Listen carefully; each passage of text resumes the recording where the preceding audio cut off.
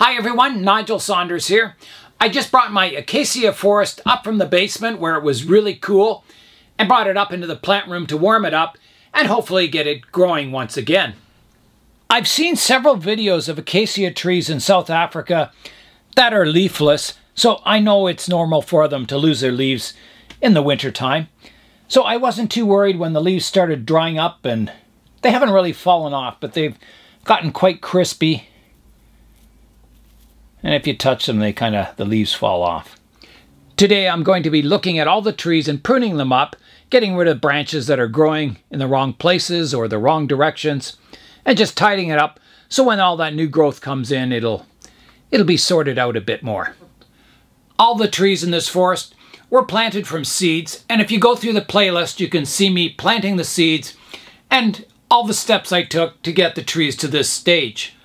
I'm growing all these seedlings together in a forest, and maybe someday in the future, if one starts to look really good, I'll separate it and put it in its own pot as more of a specimen type tree. And I'm still trying to get that kind of a flat top canopy look to all these acacia trees.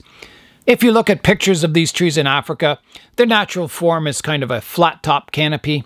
So that's the style I'll be trying to develop all these trees into, is that kind of flat top shape.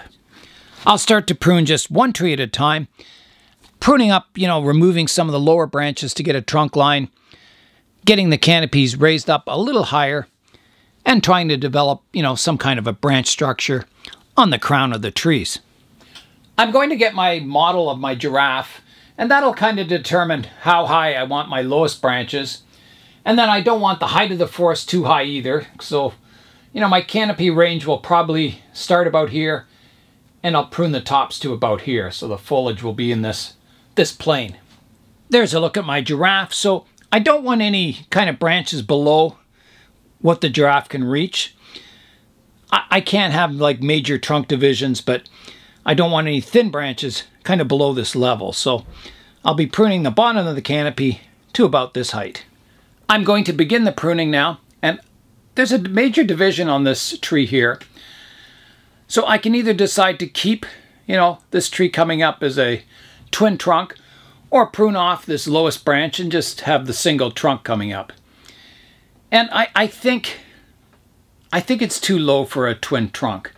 I think, if I do have these trunks divided, it'll be up higher. So I want some kind of a form, like a single trunk. It can have lots of movement in it, but a single trunk until, higher up, and then maybe it starts dividing. So I'm going to start, there's a pruning stub from last time. I'm going to remove that, like that. And then I'm going to remove that branch.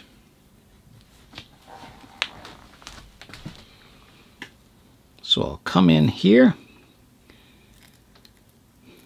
All these leaves are falling off. And off it goes, just like that. I'm just going to make that cut a little deeper, like that. I'm looking for other low branches in the planting. And there's one right back there. You can see it down low.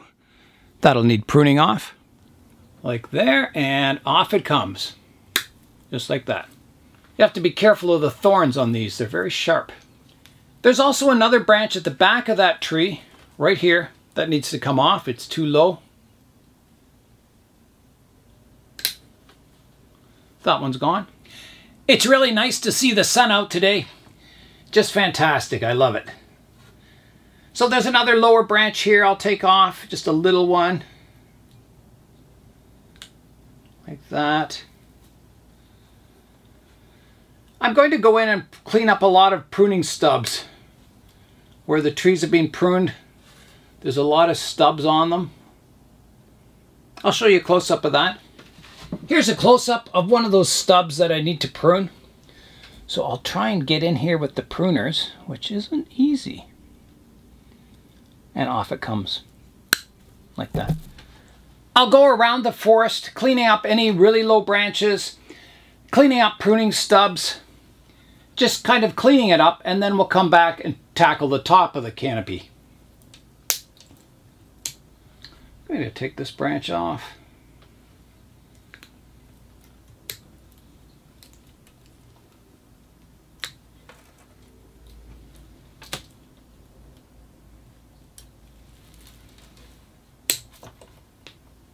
That's looking much better now. I'm going to start on the top of the canopy now. So on the top of the canopy, I have a lot of long branches. Here's one that starts here, grows out to here. There's no taper, no change of direction.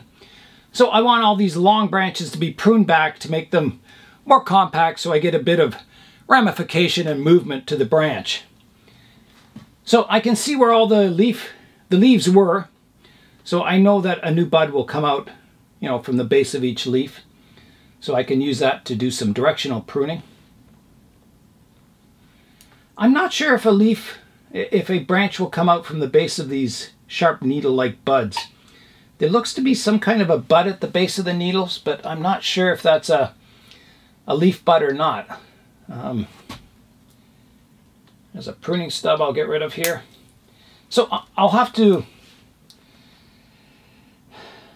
Yeah, I'm not sure how I find that out. But for now, I'll just prune them back and hopefully something will come out. I think it will, because here's a base that has needles and leaves. So these ones just have needles, and there looks to be a bud at the base of them. I'll show you a close-up of that. Here's a close-up. So you can see there's a little bud there, there's leaves around it, and there's also thorns. So I think that's a bud that'll grow a new branch. That's what I'm going to prune back to anyway, and we'll see if it works. All right, let me begin. I'll start with the tallest trees. There's one here. I'm looking for buds that kind of face outwards from the center of the tree, so I think I'll take it right back to here, like that.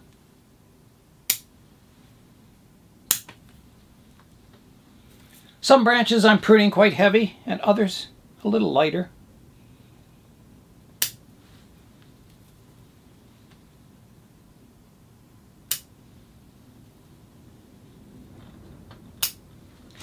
There's a few trees in here that are kind of intertwining, and I want this to look fairly natural, so I'm going to leave some of that. I don't want it to look like a perfectly groomed forest.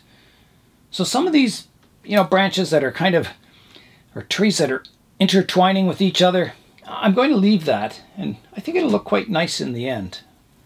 And I may come in, after this initial pruning, I may have a look at the forest and then make further adjustments. I'm just kind of reducing those long shoots back for now.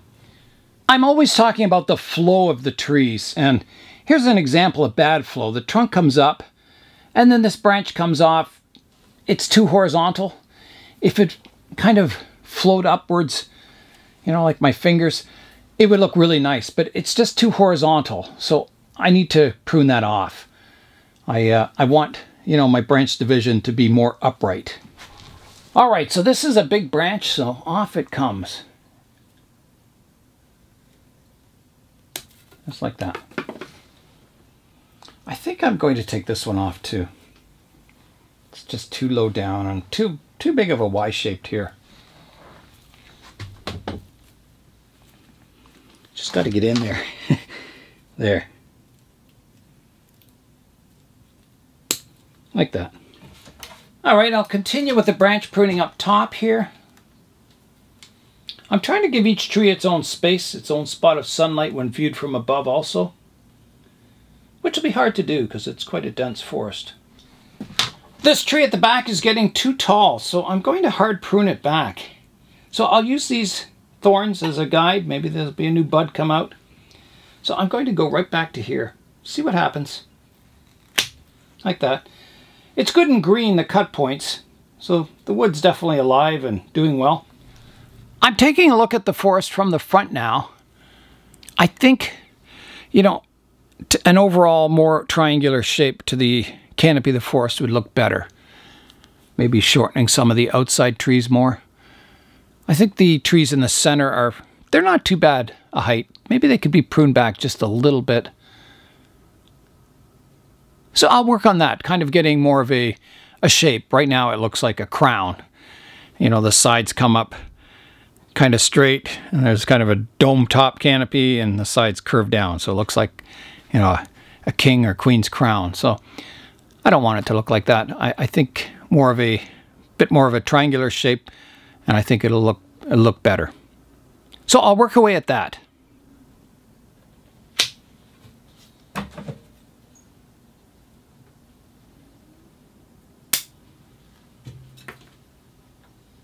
Bit of hard pruning here. When I prune, I always leave a little bit for dieback. Here's a look at how it's progressing. It's getting more of a triangular shape to the canopy of the forest. I won't be able to go too much of a triangle because, you know, I do want those flat tops. So as I'm pruning the forest, I'm trying to imagine what the canopies will look like once all the leaves come in. So it takes years to get familiar with a species to know how the tree reacts to pruning and hard chops and light pruning and, you know, if you get dieback. So I'm just kind of taking it easy for now. I think this branch is dead here. Yeah, so I think what I'll do is I'll kind of stop about here and I'll see how, you know, the new growth comes in. And maybe that'll determine if I can prune it further, you know, later on. If I get a lot of new growth coming in, maybe some buds coming out from lower on the trunk, maybe I can take some trees back further and kind of work on, you know, more on the style rather than just trying to grow the trees. I'll spin the forest around so you can see it from all angles, see how it's developing. The other possibilities, I may have to rearrange the trees in the future. You know, moving the thicker trunk ones to the front of the planting, the thinner ones towards the back.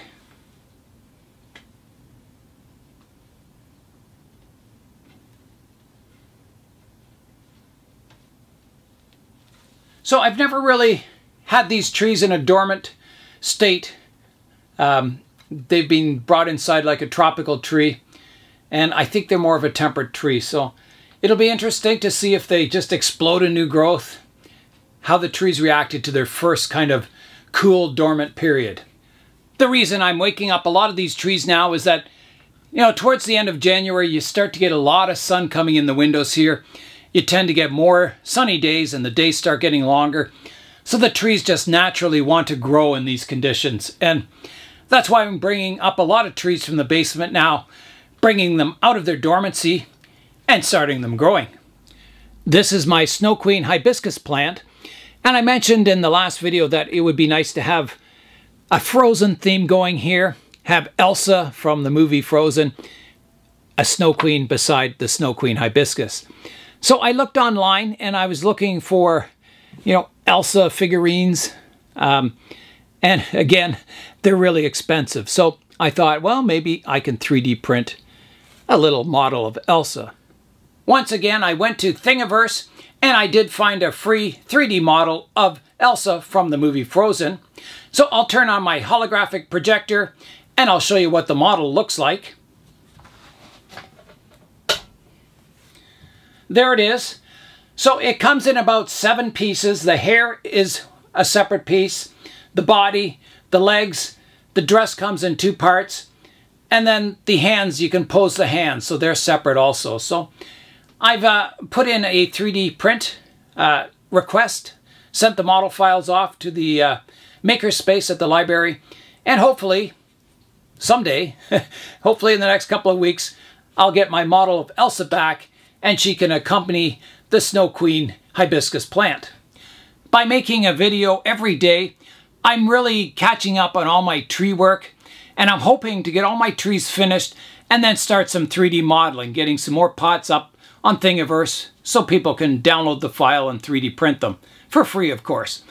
So that's it for today. I'm Nigel Saunders. Thanks for joining me in the Bonsai Zone.